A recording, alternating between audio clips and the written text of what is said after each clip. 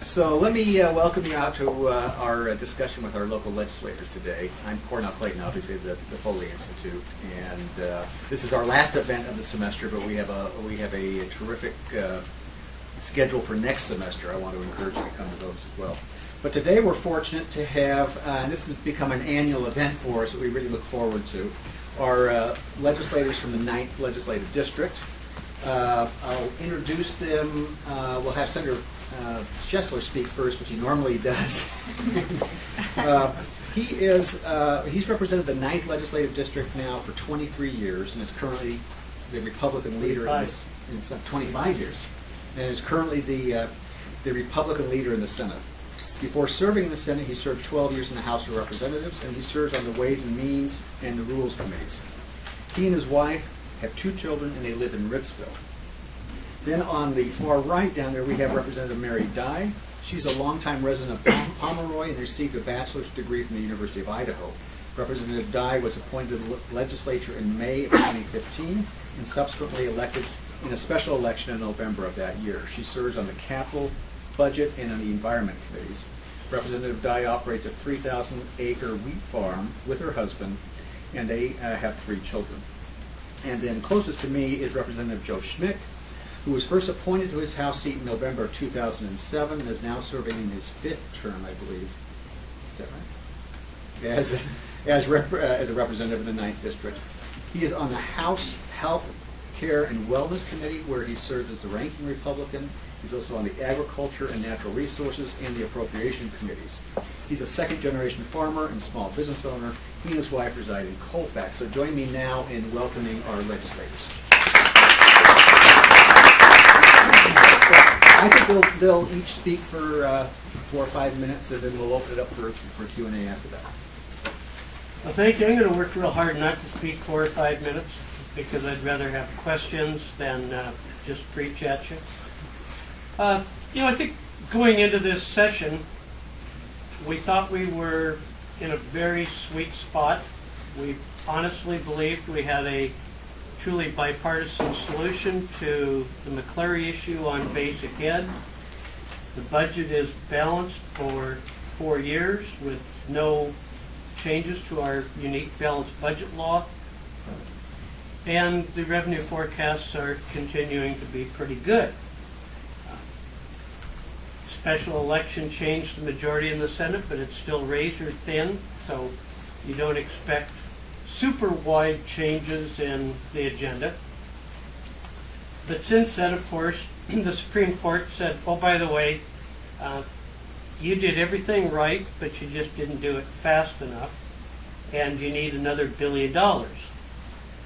So you have a supplemental budget challenge that is not supplemental budget size, even with an economy that's performing relatively well.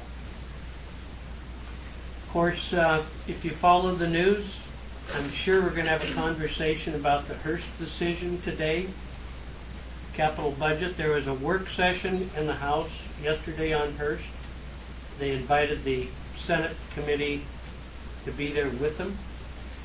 But that's still a long ways away from actually voting on a Hearst fix that works for every entity that's involved in interest in Hearst. Cities, counties, realtors, builders, banks, and a few other folks out there in all 39 counties have potential impacts. So it lays out there. Hopefully then a capital budget can emerge immediately after that. I think one thing we learned valuable about not having a capital budget for 6 months, while I wouldn't recommend it, is think of this. You pay your employees out of your operating funds at any level, private sector, business, government. What we found out is we're paying a lot of people's salaries out of bonds in the capital budget. Paying for salaries with 20-year bonds is not a good way to do business.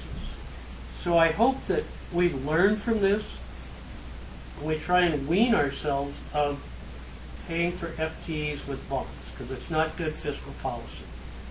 you wouldn't put your grocery bill on your home mortgage, and that's essentially what we've done. One of the recommendations we had when we were at CBC for a meeting just a week or two ago was, would you please pay for these out of the operating budget? And I think that's the fiscally right thing to do. And at the end of the day, that's the best fiscal policy for our state. So I'm going to cut it off there and let my House colleagues share a little more about the session as well.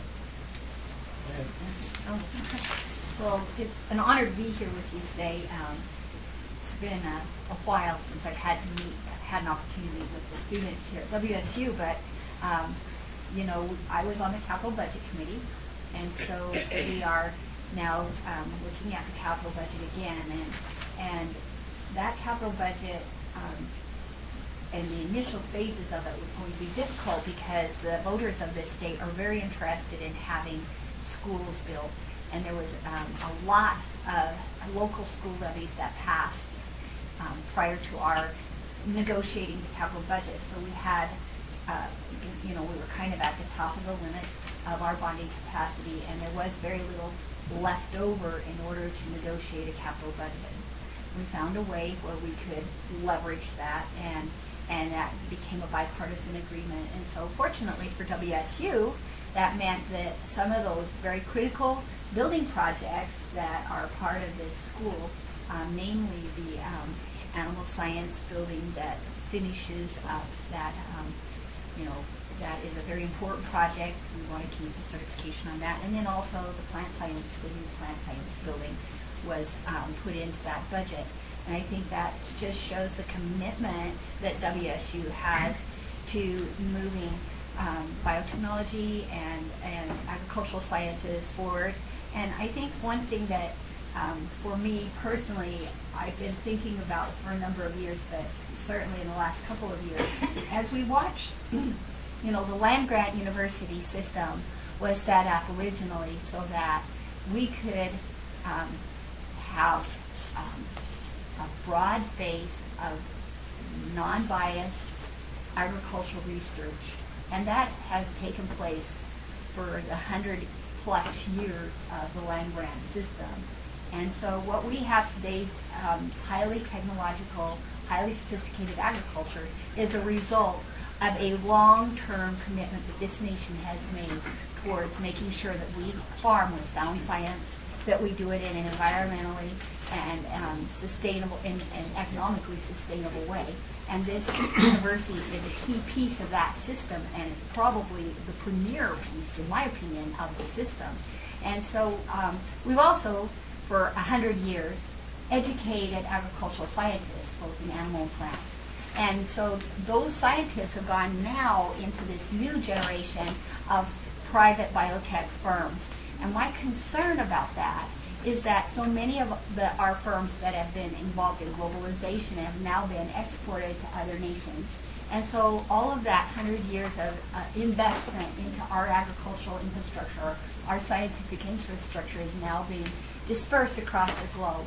So it's even more important to me that we as a university continue to move forward with the investments that we need to keep the scientists at WSU with the tools, the equipment, the laboratory space, and the peer support that this university provides so that we can continue to innovate ahead of our global competitors and to educate the next round of scientists that we have to have. And so I'm staying committed on the capital budget to make sure that we make that message clear to the critical importance that this university receive that support to keep that scientific infrastructure growing and in place, because we really need it. And so that's one of my priorities. The other priority I have relates to broadband. And so, as you know, I've been championing the need to have fiber built out to rural America so that we don't have the haves and have-nots in the technological space. And obviously, as we see how sophisticated our agricultural communities have become with, you know, our precision agriculture and all of the technology that we deploy in the tractor and in the combine, we want to make sure that we have access to be able to manipulate that data and to have access to the innovations that's happened across the globe on that space. And without the high-speed internet and broadband fiber, you know, it definitely handicaps our rural communities, and it handicaps them at the level of economic growth. It handicaps them at the level of being able to provide a fair and equal education to our kids, to have access to telemed, to have access to economic development in terms of just being able to swipe a credit card. Not having access to high-speed internet is a big handicap in economic development in our area, and so I'm going to continue to champion that, and would welcome any questions that you might have on that. Well, hi everyone. I'm glad to be here. This is always a treat for me to get to come and to visit with you all. I am responsible for healthcare policy for the House Republicans, so I'm going to keep my remarks in that realm. One of the things that we continue to deal with is the True Blood decision. The True Blood decision says that people who need mental health evaluations, they need to be done within 7 days of that person. Once he's booked into jail, they think that he needs an evaluation, and to make sure that gets done within 7 days. We have struggled to get that level. We're getting better all the time, but the judge doesn't like our plans that we have put forward, and so there's quite a bit of wrangling there. She would like to have all evaluations done in the state hospitals. That's Eastern and Western State Hospital, which we're trying to get to that point, but that's the forensic side. Then there's the civil side. And ultimately, I believe that the civil patients will be taken care of in the communities, but we've got to build some capacity in the communities to make that happen. We just need everything to happen all at once, and nothing ever happens all at once. But I think the long-term goal is to identify those people who do need some help, get them the help in the local community before they're a danger to themselves or others. That's the overall goal, and that's what we're working on. The other thing I'd like to talk a little bit about is opioid problems that we're having in the state, and it's nationwide, not just here. But I'd like for you to think about opioids as that. Remember those long, skinny balloons guys tie up, make sculptures with? If I squeeze the balloon in one part, what happens? It comes out someplace else. The problem with opioids in the way that it infects the brains, this is very rudimentary, it turns receptors on the brains, intensifies them. Heroin does the same thing. Heroin on the street is $3. We've got a real problem. So if I shut down the supply of opioids in the marketplace, either for prescribing, black market, however, it comes out someplace else.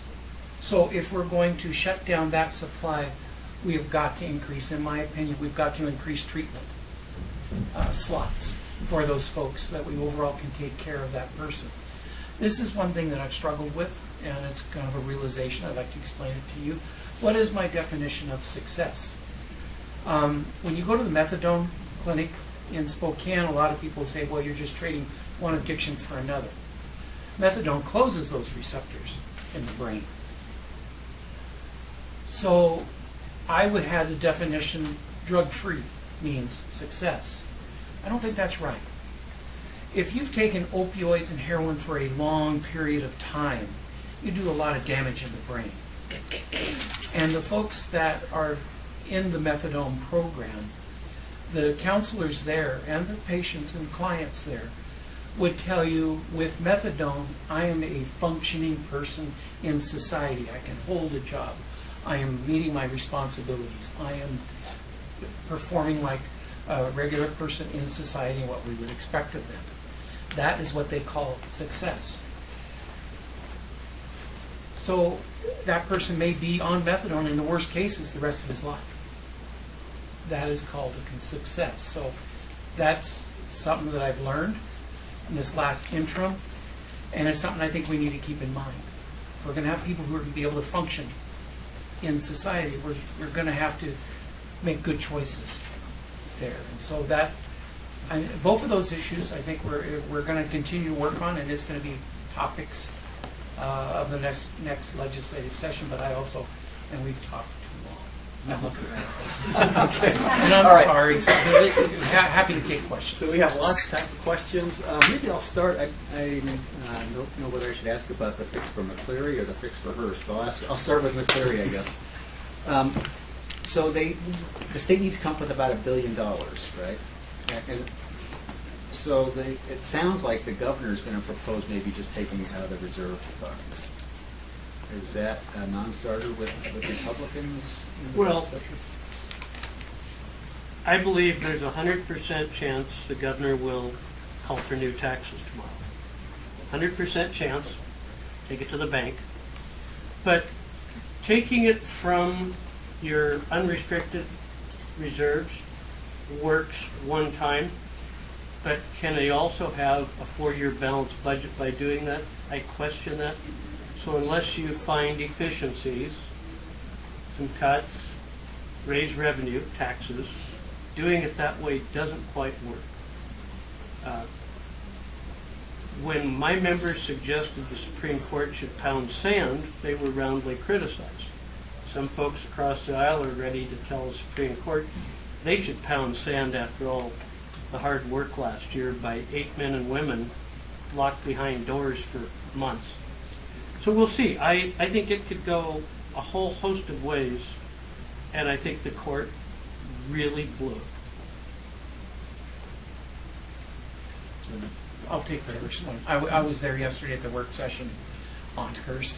The governor's put forth a proposal through the House Democrats that offers a framework that still has some of the same issues that previous fixes are there. It also has a $200 million ask of the legislature. There's some things in there that are troubling. I think that we're going to continue to work on it. It's certainly not a dead issue, and we'll continue to move that forward to see if we can get to a place where we can agree on. But there are some inherent problems still with the proposal that's out there. I can get in specifics, but I bore everybody, and they all fall asleep. Okay. Oh, okay, good. I never know when I sit up front. This is the risk of sitting up front. Hi, everybody. Thank you all so much for coming and joining us today. My name is Josh Monroe. I'm the Vice President of Legislative Affairs for the Graduate and Professional Student Association here at WSU. So basically, in short, I'm the head lobbyist for graduate students, and I hope that we'll be able to meet with you all next month during our Cougar at the Capitol event. My question is, a fairly simple one, and I'll kind of direct it more towards Representative Dye, since you spoke specifically on the issue of fiber optic access to rural communities. About 2 hours ago, the governor and the attorney general hosted a press conference event where they talked about opposition to the FCC's proposal to end certain net neutrality protections. And they were joined by a bipartisan coalition of House members, including Drew Hansen and Norma Smith. Am I getting that correct? And all 4 of them spoke at some length about this issue, and they spoke about how net neutrality not only affects, say, how students in this room might be able to conduct their research in a more equitable and efficient fashion, but also spoke to issues of freedom of speech and also how people can become better entrepreneurs through access to this technology. And I was just kind of curious as how this has come up in your own experiences, and if you agree with where the governor and your colleagues are standing in opposition to the FCC's current proposals. Right. So I look at it a little differently, obviously. So I'm looking at it as an issue of internet freedom. Prior to the net neutrality rules that were placed on the internet was completely non-regulated and free. And so it survived from its onset to that point as a vibrant, free economic space where people, a space where people could have that liberty without impediment from the federal government as to how that space grew, how they communicated with each other, how they marketed products back and forth, and it was truly internet freedom. And then the Obama administration wanted to level the playing field and create a federal vision of fairness which inhibits the organic development of internet, commerce, internet, free speech, and the opportunity of that marketplace and that marketplace of ideas to continue to grow organically and innovate as it was prior to net neutrality. So basically, what my understanding is that the FCC is bringing it back to the day just before that regulation went on the internet and going back to a place where large and small ISPs have the freedom to conduct business without that overarching new regulatory infrastructure, and returning it back to just the basic FCC control. And so I think it's great because it engenders free market competition, which is always good for the consumer because you end up with more options at lower prices. And I think that moving forward, seeking to limit the federal government from going in and trying to command and control the internet space or tax it is a very good thing. And so it's a great signal to America that we are going to recognize that this is probably the freest place in American economy and freedom of speech. And so we want to make sure that we don't try to regulate that like we were doing with net neutrality, which was a kind of a command and control, top-down regulation. And I'm really looking forward to seeing the smaller players in the space be able to create and innovate and compete where net neutrality made it more difficult. And so I'm excited about that. Question over here. I think the primary worry with with college students and whatnot is that ISPs may prioritize fiscal returns over this this idea of freedom and without regulation. I mean, how do you respond to that? Let me put it in a simple to understand way. Last year it was called internet privacy. This year it's called net neutrality. The rules that are so in question have never taken effect. Nothing has changed to date because the new administration said no rules. So your lives haven't changed. Of privacy, neutrality, your lives, my life hasn't changed over the past 12 months or longer. It's still the same world it was before, and it hasn't ended. Are there other sectors of information technology that you think should be deregulated? I think my general philosophy is less regulation is better. That's a general, but generally, yes. Maybe a question. Oh, yeah. Yeah. So Mary Dye, I was just wondering, considering you talked about agricultural and scientific research at WSU and how we want to kind of improve that and increase the amount that we do. There's some concern with the current Republican tax plan and how they plan on making tuition waivers taxable income, that would discourage a lot of people from pursuing graduate degrees, and that would in turn hurt our research efforts.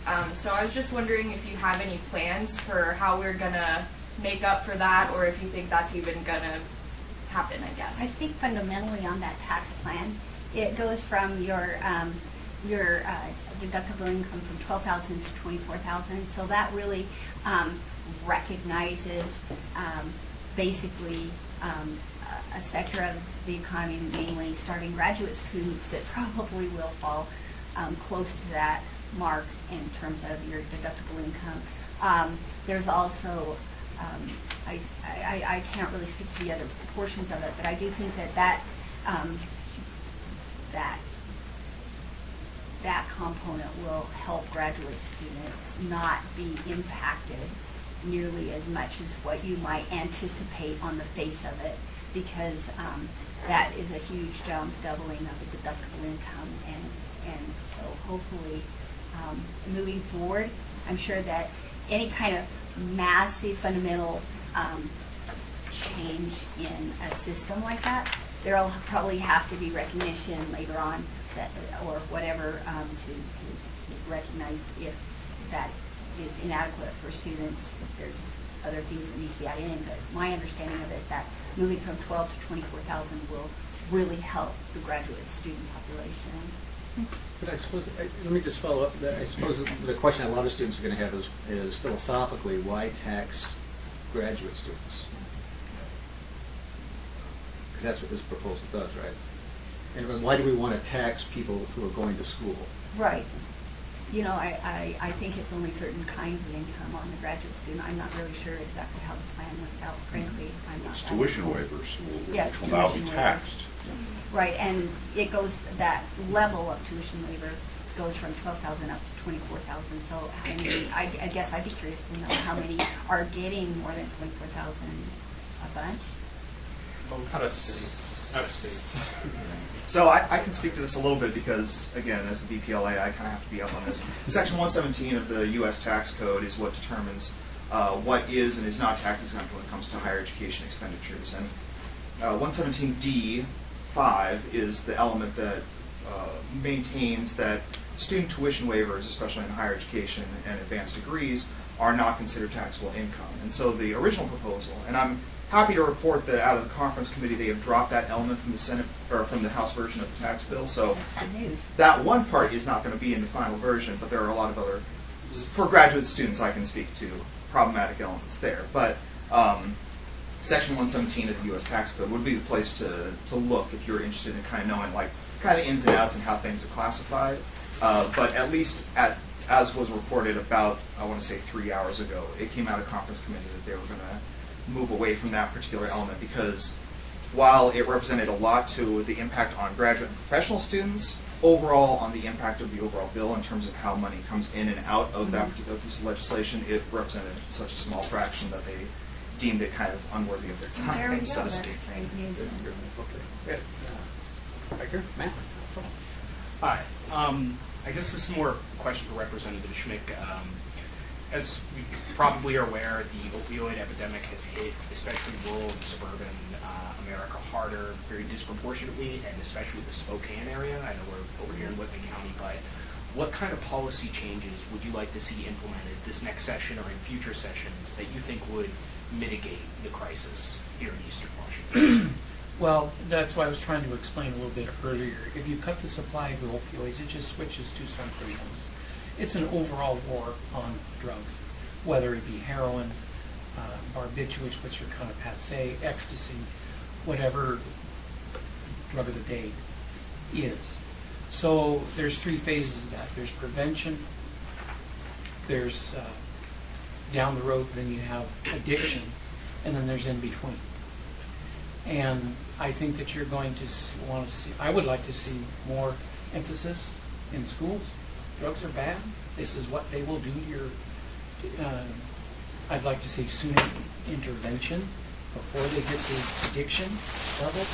But it kind of all goes together to say there's one thing that we're going to do. And I think there's going to be a lot of talk about opioids and supply. Let me give you a personal experience. I had a hip replacement last September.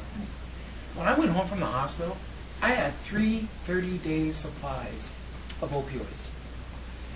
I used 6 pills of that 90-day supply.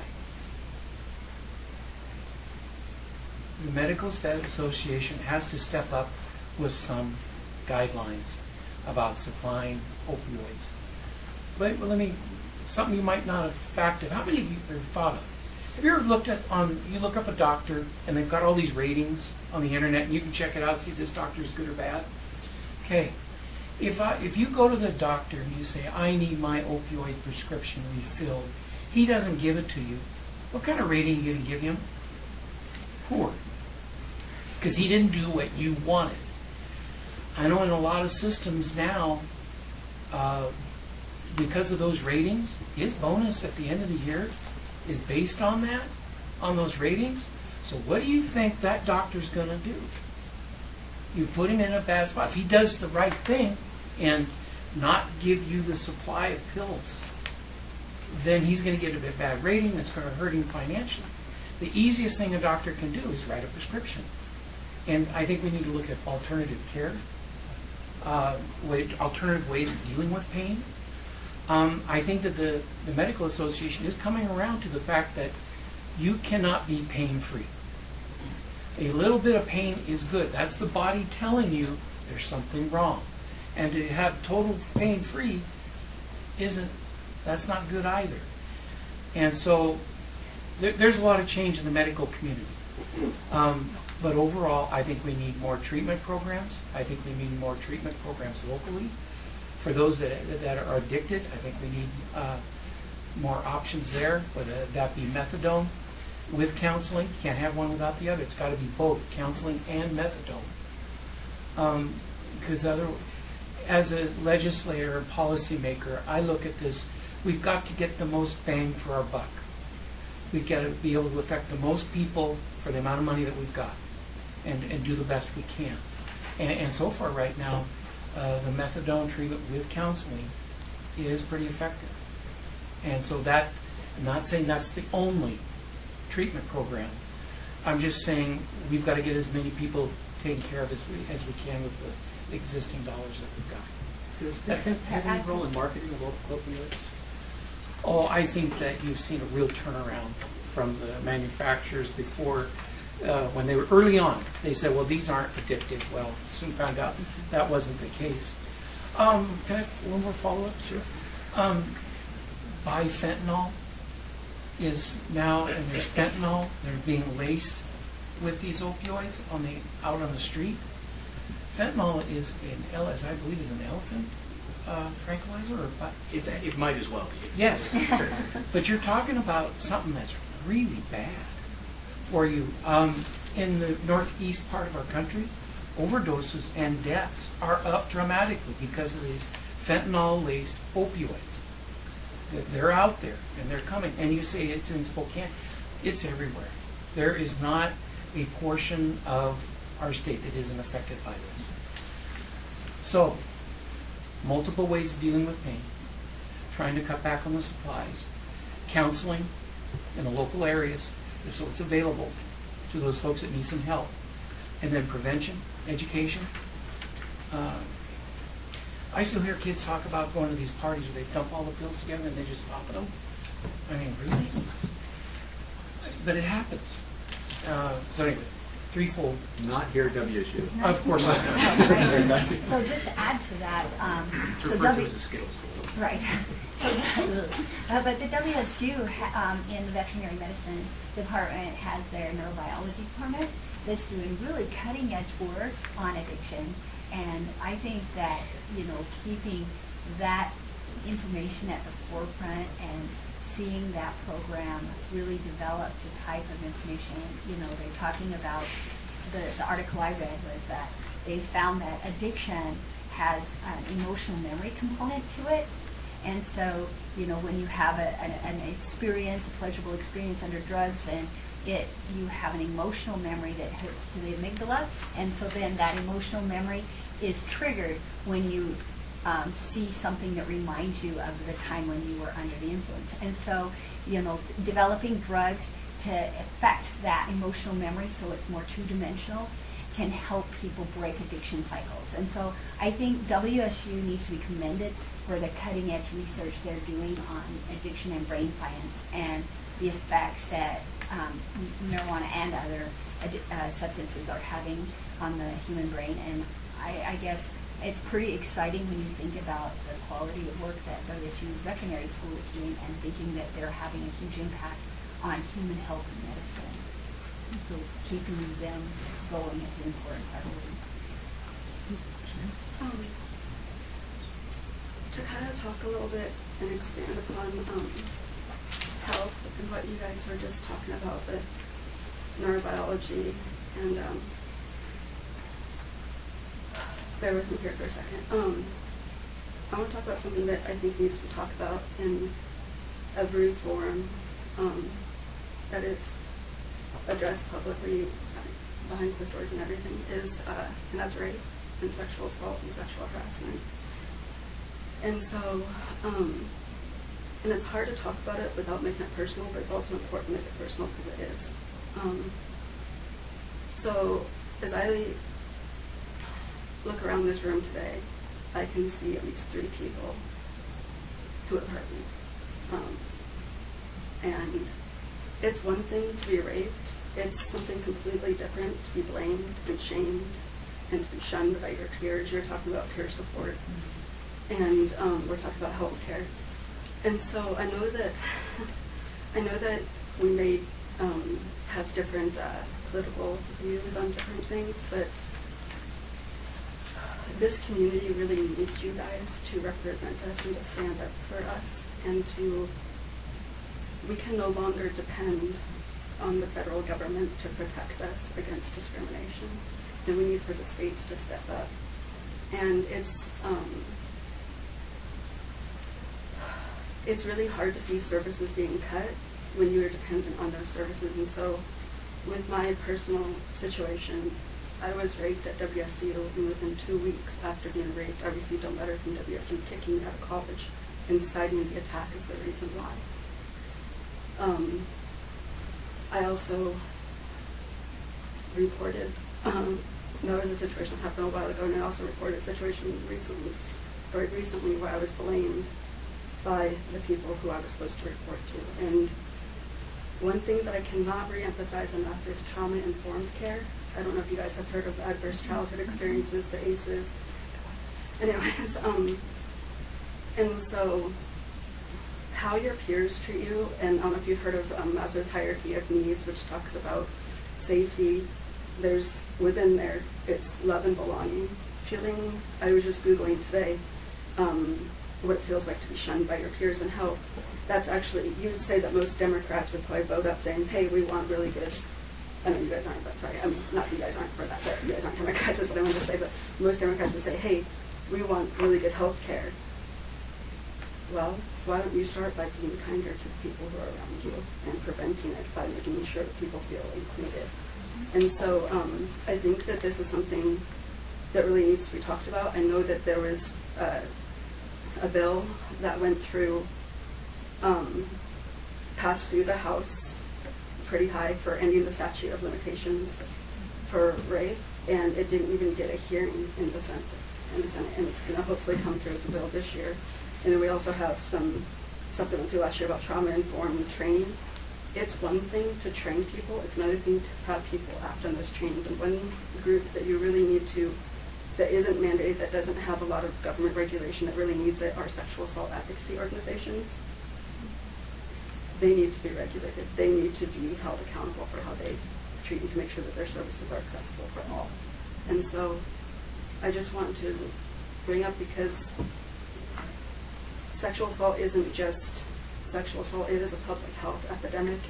It is, with homeless people, it's not about if that person's been raped, it's how many times that they've been raped. And so with veterans, with any class of people, and so we just, because everything gets better when we respond better. I, for example, I'm on Section 8, I have food stamps, I have utility assistance. I wouldn't need any of this if that letter from WSU never came. Maybe we can let them I'm sorry, I respond didn't to mean what to- the legislature is doing in this area. I'll take that. First of all, I want to commend you for your courage. I think that took a lot of courage. And of course, I think that having a national conversation will make a big difference, because that's how decision makers prioritize what we're working on. And so for me, I have a bill that I'm carrying this year that will increase the amount of reporting that police officers can do for level 1 sex offenders.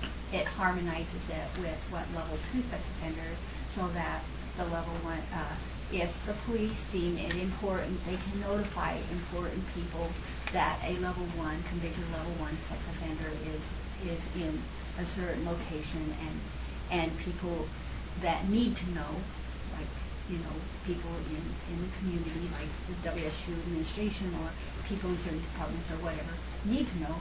The police can use their judgment to determine who knows what, that those people are in their community.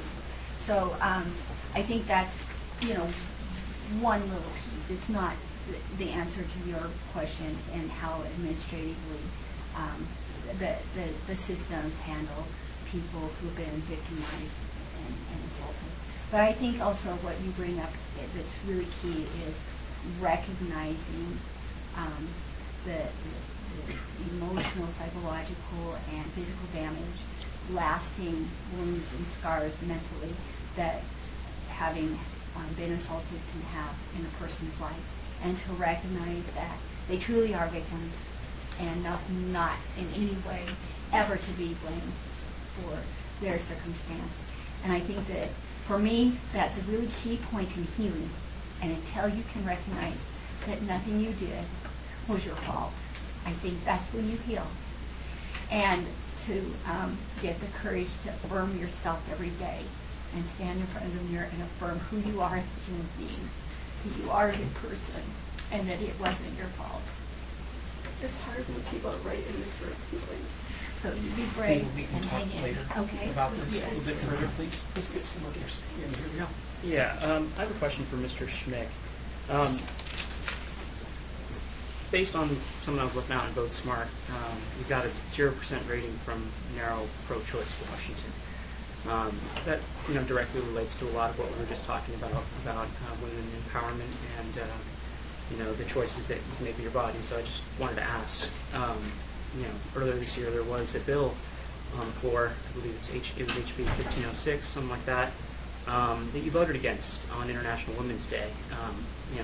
For basically, again, things like equal pay for women. And so I just wanted to ask, what your reasoning was behind voting against something like that. Well, I don't remember that bill specifically. I am pro-life, and I don't really support abortion at all. And that's my personal stance, and I vote that way. As far as this specific bill, I'd have to go back and take a look at it. I just don't remember every bill. Since I've been in the legislature, I've taken over 7,000 votes. And so I'm not begging off. I can go back and look and get back with you. But I'm happy to go back and do that and to give you a reason why. I just don't remember that bill specifically. We'll kind of continue down this path a little bit. So obviously in the news cycle, the Time released, their Person of the Year is the Silence Breakers, and it spoke to a larger conversation that we're having here in this country about, how issues of sexual misconduct and sexual violence are not a partisan issue. It's mostly an issue of how power is expressed and held in a variety of sectors, from the media to Hollywood to politics. And recently, the Seattle Times put an article out about one member of the Washington State House, Matthew Manweller, outlining kind of a history of this kind of conduct, both as his time as a political science professor at Central Washington University, and as well as the caution that a lot of lobbyists here in Washington State have to take when, say, meeting with individuals such as Mr. Manweller one-on-one. As someone who grew up in Ellensburg, who was part of his first campaign, but was present in Ellensburg during his first campaign for the House, and having known about a lot of these stories, have you had any conversations about this person since Central Washington has decided to recently kind of take action and re-examine some of their investigations? Have you had some of these conversations in your own chambers and amongst your own colleagues about this kind of issue and how you can create a better environment, not just for colleagues and constituents, but for everybody else that you happen to work with? Is there anything like an ethics committee that these types of things be referred to? There is, but this one, we're looking at it now. I mean, the House attorney is looking at it now. So I really can't make much comment other than that. I will say, should people expect, both male and female, a safe working environment? Yes, absolutely. Unequivocally. And I think that with all the things that have happened, the conversation is going to continue, and we'll continue to talk about it, and it'll move ahead. I'm sure that there'll be some proposals out this year on that. Do I know what they are yet? No. But to expect a safe workplace? Absolutely. In the Senate, I guess you'd call it maybe the final action of the previous majority was that we went to our Facilities and Operation Committee last month and expressed to the Secretary of the Senate's office that we want our respectful workplace harassment policies and training program updated and expedited for the coming session. So while we still control the committee, that was our request, that clearly we can always update, we can always improve our training to develop a respectful and safe workplace for all of the members, all of the staff, that we have responsibility and accountability over.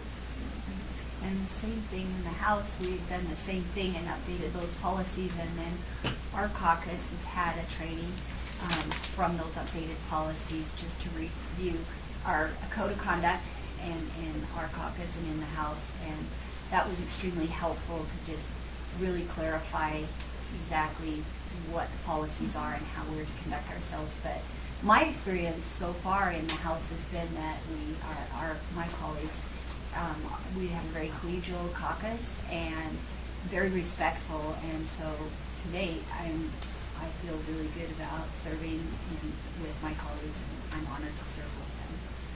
As we go back, it's going to be an ongoing topic. Speaking of safety issues, where are they at with the weapons in the galleries now? Because I know the Senate's banned them, I think totally, right? And the House is where? Well, the question in the Senate is, can the Lieutenant Governor take away your right to a concealed weapon as a citizen, member, or staff? Raises a concern whether he's in conflict. Previous Lieutenant Governor had said waving firearms around in the gallery was just as intimidating as having baseball bats. That policy is continued. Is there any action in the House going on? Again, we're going to probably review, since the Senate has brought it up and there's been talk over there, we will have the same conversation in the House. I know we have good security in the building, so that's comforting for anybody that's sitting in the floor underneath those galleries. Yeah. I guess I'll make it more of an open-ended question for all the panel members. We are at a university. Several of you are leaders within your party and within your caucus, so what are some of your top policy priorities with respect to higher education for this next session? I know that Representative Dye has talked at length about the Animal Health and Disease Center Phase 2 and the Plant Life and Science Building, which have been priorities for the student government here for some time. What else would you like to see with regards to higher education policy out of this session? Well, I would say I'm really proud of the last 5 years. We went from previous majority and double-digit tuition increases, over $500 million in unfunded liabilities on future college students, to cutting it, and first freezing it, cutting it, and then linking it to a predictable model wage growth. My preference is to avoid backsliding. I think it would be all too easy to say we'll use higher ed for a checking account again.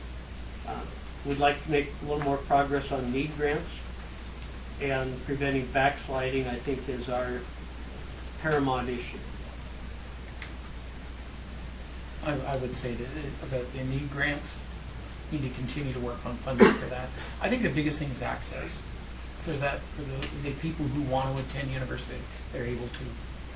We don't want to be shutting that down. So we need to find ways to make sure they get there. Yep, and I heard that loud and clear from the students last year about open access, open source textbooks. And so that bill came through the House, and I don't know where it ended up. So I mean, this year, track it down and keep advocating for that cause. And then the other, I've received a lot of emails about concerns for dormitory safety, and I've received a lot of emails on that. And so I think that we need to be having those conversations and seeing if the administration can make proposals and you know, go through the process of what needs to be done. It always takes longer than what you think. You know, ideally, in my view of things, the coolest thing that would be to have the architecture department design solutions and propose them and find the most economical and effective and beautiful solution to a historical building so that those buildings can be kept safe for kids. And so anyway, so I'll be looking for proposals from WSU for capital budget on that. Yes, I just have a question for you. That, know the answer to this question. Over the last few years, it's been unfortunate that students have died while driving to the west side from like January season for like the next semester. I was wondering if you guys knew any legislation or would propose any legislation to like create greater safety with the roads. Two things have changed. First, the passing lanes northbound were completed by Dad's weekend. There's more to follow. We can't change the budget to 4-lane everything from here to Vantage. So we inserted $500,000 into transportation budget to work on educating students and Food Nation really about safety issues that actually can be implemented, educating those drivers to use tools to avert. I did in the last transportation bill that went through, I did put in there the ground-in reflectors, rumble strips, both center and sides, so that when they're doing work on the road, that's the time to be doing that stuff. So that will be added as they do road work on 26. Anytime they do that, those things will be added as just part of the contract. And then as a temporary, we had the Department of Transportation move those leader boards out during busy times, like anytime you're transporting between holidays and Mom's Weekend and important games and stuff. Those go out to just kind of jog the memory, don't text and drive, pay attention, don't try to pass crazy past and stuff like that. Just kind of be annoying, just kind of poke. But that was all of those ideas, I have to tell you, came from your student association presidency. They came over to Olympia, they lobbied continually during the entire session, and we were able to just put together those ideas. And one of the other ideas that we did implement was that we organized busing from North Bend in for students, just to get a few more cars off the road, just as so whatever we can do to continue having those conversations with student government really helps. And you made a difference last year. Might I suggest, take the extra 20 minutes, go through Steptoe and go to Sprague, get on the freeway. It's 20 minutes difference. Okay. And that road's not nearly Just for a If point you have a to quick follow-up. elaborate on that, I'm a member of the student government, the committee which took the $500,000. Thank you for that, by the way. They're setting up. The plan is to have, I believe, 2 permanent signs, so no longer just the temporary one, and a full-time camera to show the weather conditions on the road itself. That was a collaborative committee between the student government, the administration, and the local emergency response resources here in Pullman. I believe Chief Gary Jenkins or one of his associates was on the committee, so those plans should be implemented we're trying to have everything put in place prior to everybody migrating over, but I'm not sure about the most recent status of it. So the administration has been implementing the money that was allocated. Okay. Thank you. Time for one last question. So, in the year since I represent the Faculty Senate in Olympia when Senator Sechler was Representative Sechler, in that time, You're that old? I'm that old. In that time, and even before then, there's been and I appreciate what you said about no backslide in the last 5 years. But if you look at the broad trend lines, the proportion of the education of the students in this room that's borne by themselves and their family or by them having to borrow money versus borne by the state has gone down and down and down and down and down. So we've got, although we've had these moments of improvement, the general trend has been very bad from that perspective, and particularly during the Great Recession when a huge chunk of our budget was taken away and we were then allowed to charge more tuition to the students, and so we kept the doors open. So this, to me, this is a pernicious trend that is going to have long-term impacts on income inequality and access. So we talk about these little fixes here and there. Is there any hope of reversing this trend? Seriously reversing this trend, meaning making higher education a larger proportion of the state budget in spite of all of the other issues and priorities that the state faces? I will sum it up, maybe over simplistic, but when the courts quit trying to write our budget, we have some ability to make some changes. I mean, Representative talked about the True Blood case. Our Ways and Means chairman said that last year would have been called the mental health session if it hadn't been for McCleary. There was real progress in funding in other areas made. Then we get hit with a $1 billion bill for not doing it quick enough. The question is, will we lose the culverts case at the Supreme Court level? We really don't get the budgeting options when people that have never written a budget, never knocked on your doors, make our budget decisions. That's the greatest frustration I have right now, is 9 people across the flag circle making budget decisions that have never written a budget, never had to talk to the parents of a kid with disabilities. That's my grouch. When they quit writing budgets, we'll have better budgets. I wonder though, would this trend still be here even if it hadn't been for McCleary? You know, I think The trend has been with us a lot longer than that decision.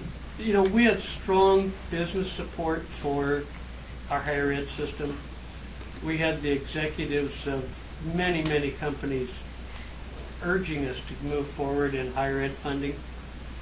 They weren't telling us to cut K-12, obviously, or mental health, but we had good leadership, good championship. Wasn't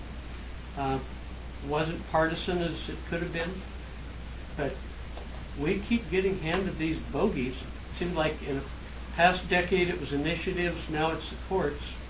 We'd sort of like to have our own budgeting control back. And we lost the Ross decision, which has to do in the mental health, those civil commitments.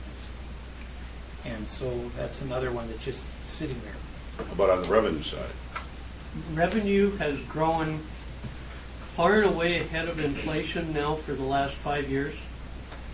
And since we left Olympia, we've picked up somewhere around $500 million for the coming biennium. We've far and away exceeded inflation for an unprecedented length of time. But you don't have the revenue to cover McCleary and help higher education. We didn't even know how much they wanted for a long time.